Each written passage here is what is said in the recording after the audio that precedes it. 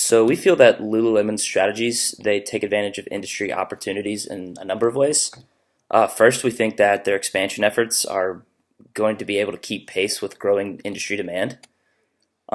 We also think that their value capture of their business model, they capture this, they try to sell this healthy lifestyle, and we think that that's very much congruent with the health conscious consumer of today. We also think their grassroots marketing makes use of social media such as like Snapchat and Twitter, and that's very much popular with the consumer today. And we also think that their use of online platforms is very much in step with today's e-commerce business style.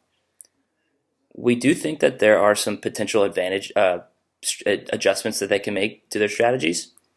The first of which is making marketing more global. While the grassroots approach has really worked in the United States and Canada, it may not be as effective in different cultures. Next, we think that should consider further vertical integration. We think that taking control of manufacturing could really save them money, and that the company can pass those savings on to its customers. So for an industry that we thought that Lulu should invest in, we think that wearable tech presents a number of advantages and also risks. Some potential advantages, the opportunity for growth. This is a relatively new industry, and according to Forbes, it actually is supposed to double by 2021.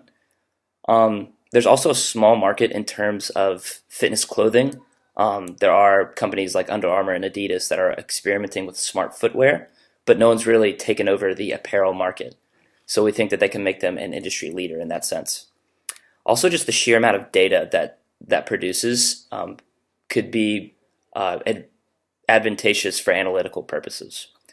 So for potential risks, there's a risk of massive R&D spending. These technology companies obviously spend a lot of money on R&D.